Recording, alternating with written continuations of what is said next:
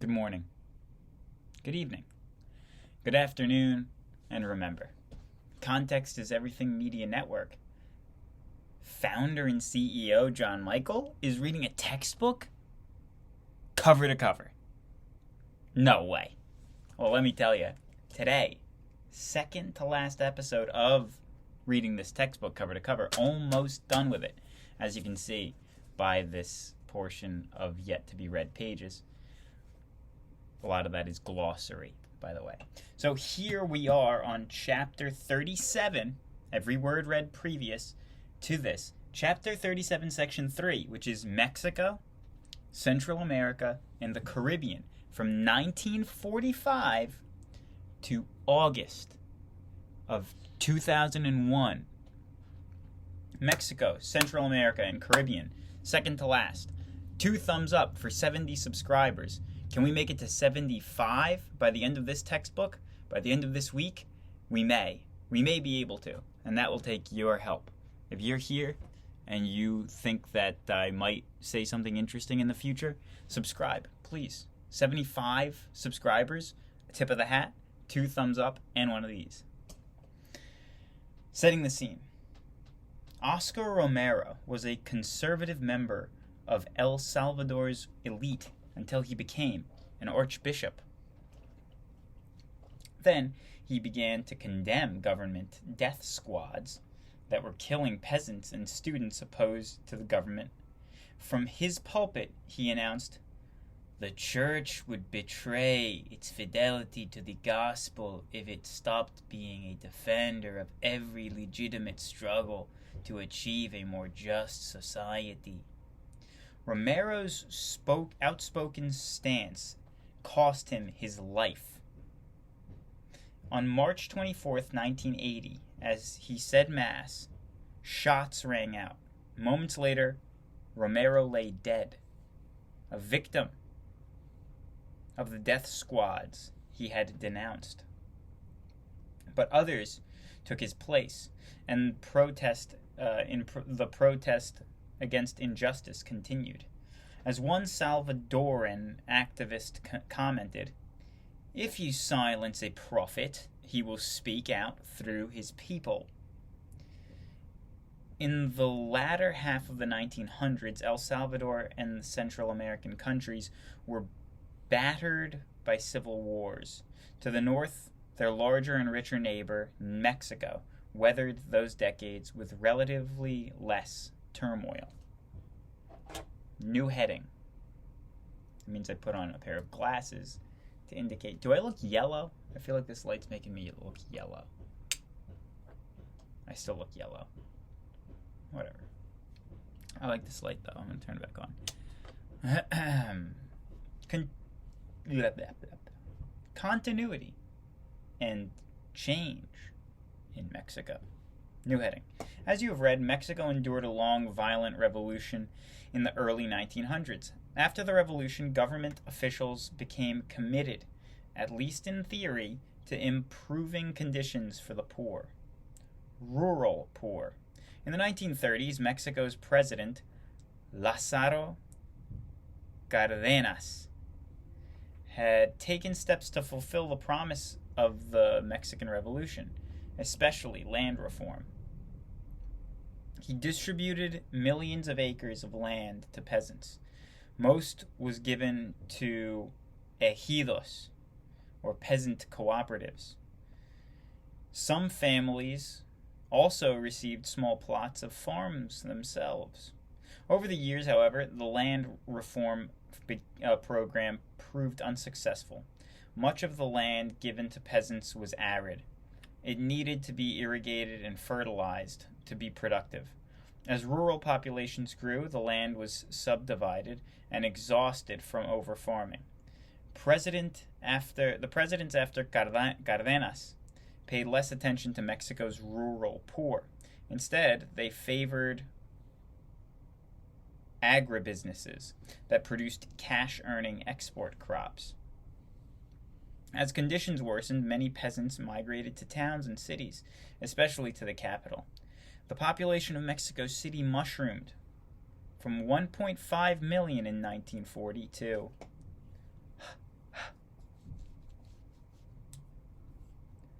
20 million in 1995, 1.5 to 20 million in 55 years.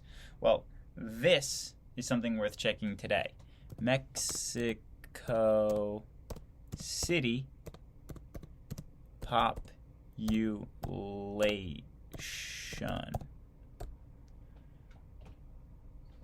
Mexico City's population.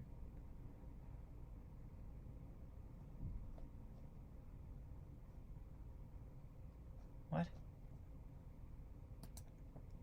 It says Mexico City, it went from 1.5 to 20 million.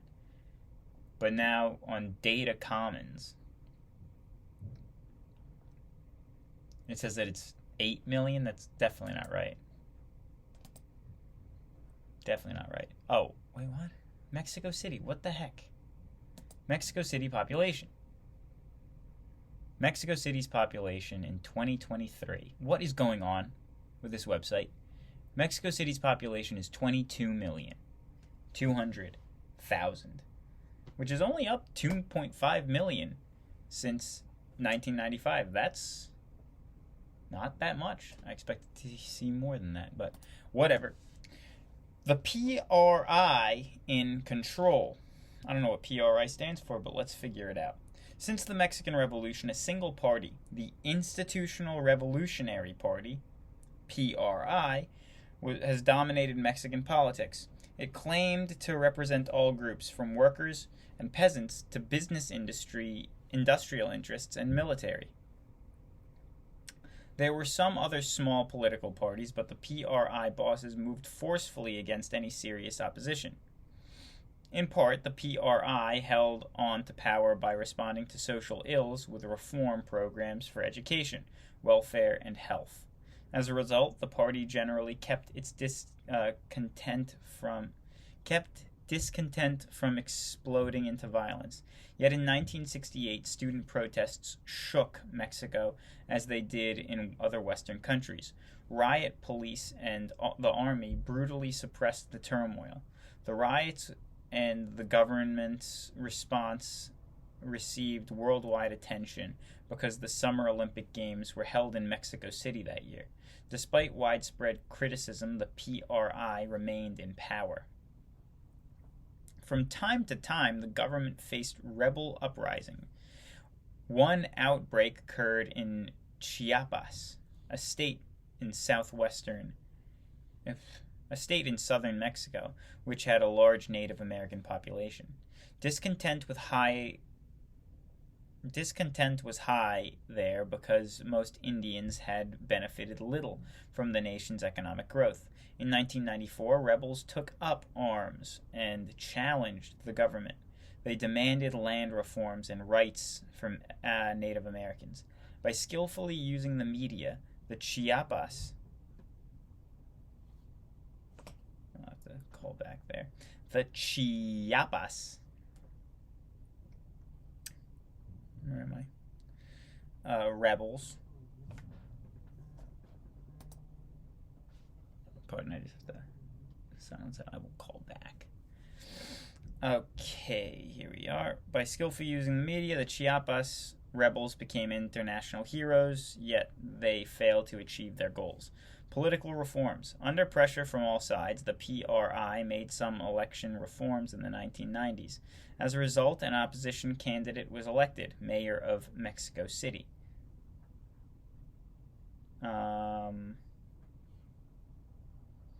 And the PRI lost its majority in the national legislature.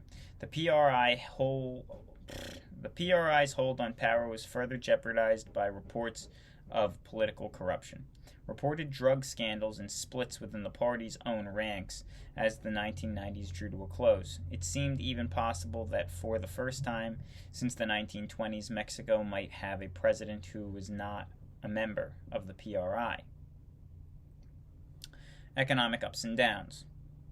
After World War II, Mexico pushed ahead with efforts to foster import substitution, reduce foreign influence, and expand agriculture. To promote industry, the government worked closely with private businesses. It invested in building roads, dams, and ports. It also encouraged tourism. From the 1940s to the early 1980s, both manufacturing and agriculture made huge gains. Mexico's economy became the second largest in Latin America, after that of Brazil. This growth turned Mexico from an agricultural society into a mostly urban, industrial society. In the late 1970s, new oil discoveries and rising oil prices spurred an economic boom. Optimistic about their future, Mexico borrowed heavily to fund development projects. In the 1980s, however, global economic trends worked against Mexico. A worldwide recession, falling oil prices, and rising interest rates plunged the country deeply into debt. Like other debtor nations, Mexico cut spending on social and other programs so that it could make its debt payments. To spur economic recovery, the government reduced barriers to foreign businesses and privatized some industries. Poverty and prosperity. As the 1900s came to an end, Mexico remained a disturbing mix of prosperity and poverty. Maquiladoras,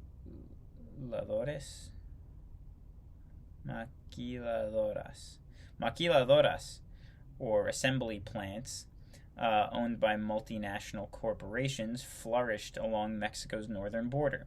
These plants used cheap Mexican labor to assemble imported parts of cars and electronic goods.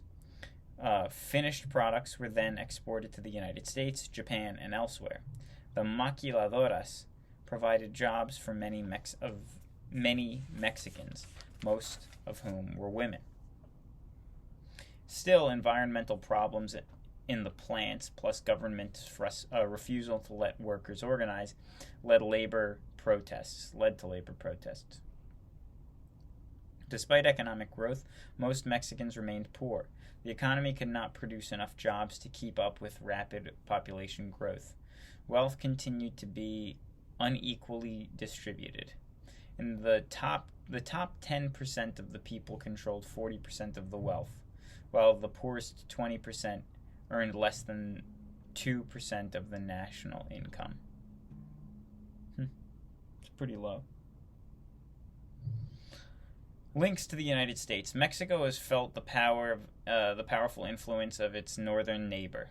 In the 1930s, Mexico set out to reduce economic influence through import substitution. Yet the nation continued to rely on investment capital from the United States. In 1995, a $20 billion loan from the United States bailed Mexico out of economic crisis. In 1993, Mexico, the United States, and Canada signed NAFTA. Supporters claimed that the Free Trade Association would boost prosperity by lowering trade barriers, thus opening up huge regional market.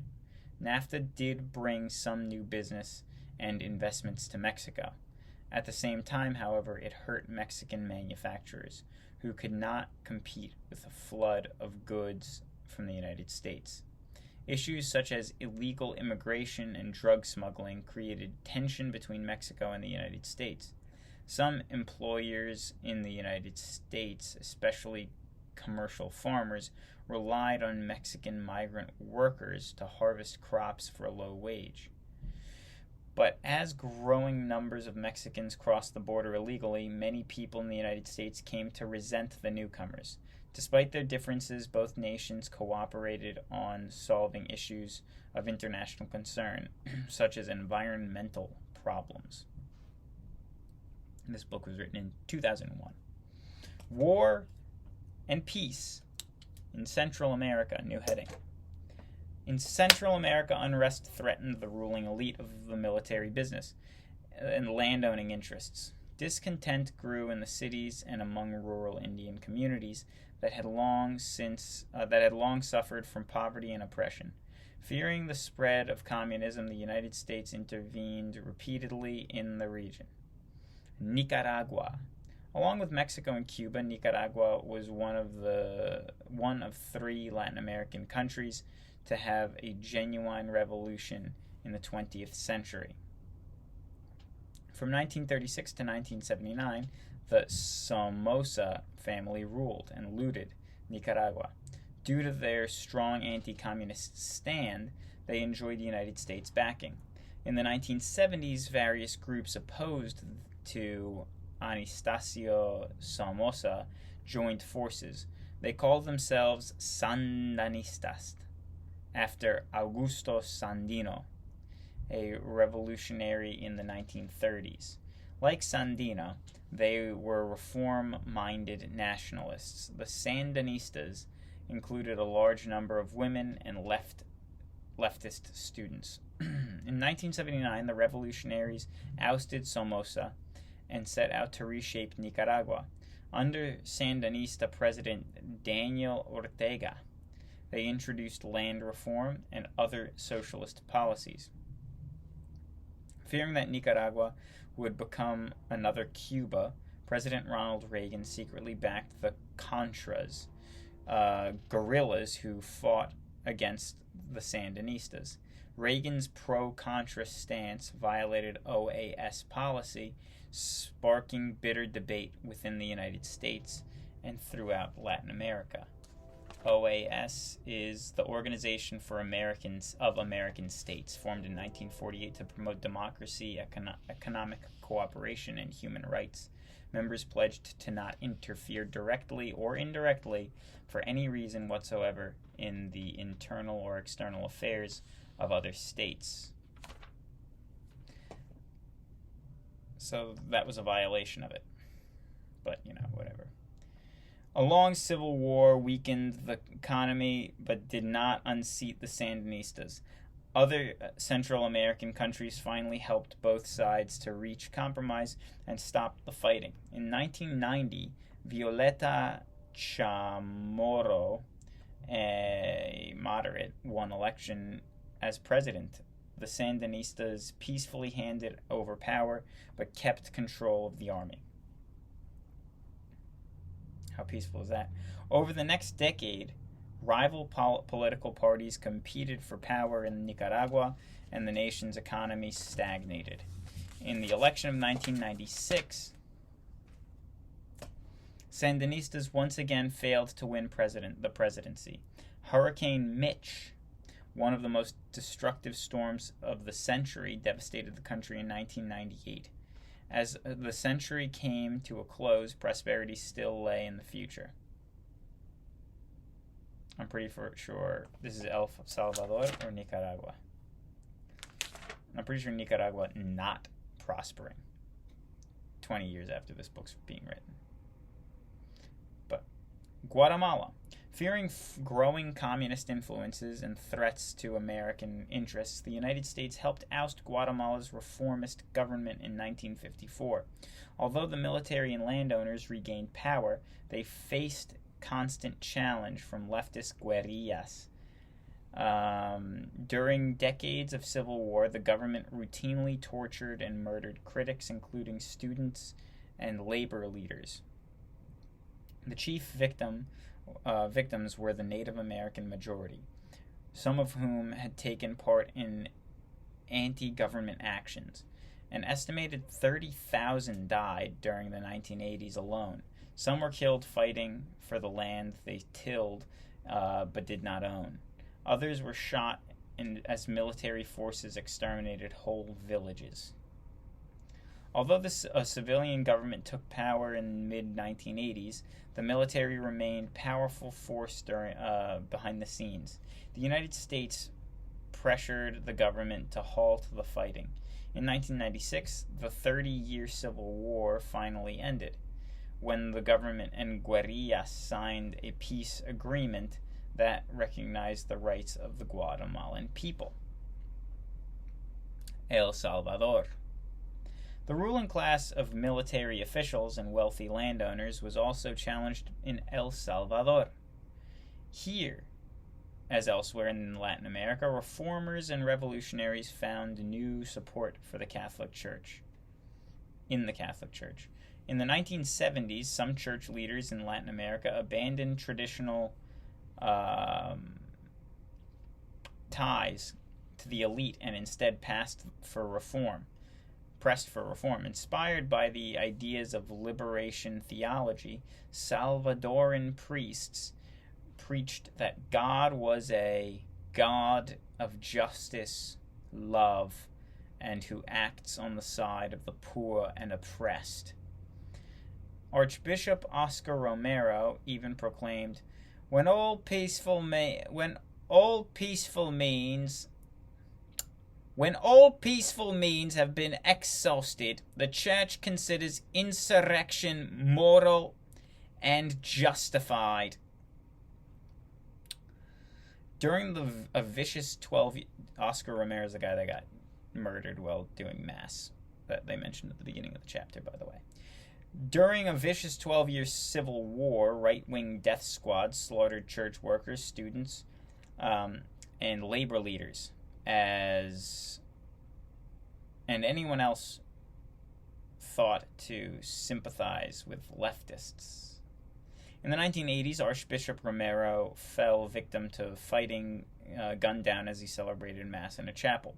Meanwhile, the United States pressed the government to make some reforms. However, it also provided weapons and other aid to help a military battle rebel guerrillas. Finally, in 1991, both sides agreed to a UN-brokered peace. After elections were held, former enemies met in the Congress, not in battle. However, problems remained. The Civil War had ravaged the economy, which still depended on a single export: coffee. Despite large-scale aid from the International Monetary Fund, El Salvador remained a developing nation with fragile democracy. And finally, struggle in Haiti. Like other Latin American countries, the Caribbean nation of Haiti has endured a long history of dictatorial rule and rebellion. Since independence in 1804, a small upper class controlled the economy and ruled over the majority of the rural poor. A pattern of dictatorship. From 1957 to 1971, Dr. Francois Duvalier ruled Haiti. Papa Doc, as he was called, used his brutal secret police forces, the Tontos Macantes, to crush opposition and terrorize the people. After his death, his son, Jean-Claude Duvalier, took over. Baby Doc continued to loot the country until he was driven into exile in 1986. A succession of military leaders then ruled the island nation. In 1990, Haiti held its freest elections ever. Jean-Bertrand Aristide, a priest and supporter of liberation theology, won 70% of the vote. A hero to the poor, Aristide proclaimed, Our primary objective is to move from misery to dignified poverty. Just months after Aristide took office, a military coup forced him into exile. The new rulers launched a reign of terror against Aristide's supporters. An uncertain future. Aristide returned to Haiti after the threat of the United States military action forced Haitian army leaders from power. Upon his return, he optimistically declared, "This is a day on which the sun of democracy rises, never to set." Despite the pledge, Aristide achieved little success in reconciling opposing groups and bringing about meaningful reform. He stepped down in 1996, 6 years after he began, and a new president was elected. Haiti's fragile democracy survived but faced many problems. The poorest state in the Western Hemisphere, it lacked adequate roads, electricity, and other services. The government failed to guarantee a peaceful, safe climate, thus discouraging foreign investment in aid. Politically, party rivalries often led to government inaction. Protests, demonstrations, and soaring crime were further evidence that Haiti faced difficult times ahead. Natural disasters also have made it difficult for the island nation. I hope you have a lovely day. God bless. One more episode left. 75 subscribers. If you made it this far, please subscribe. Thank you.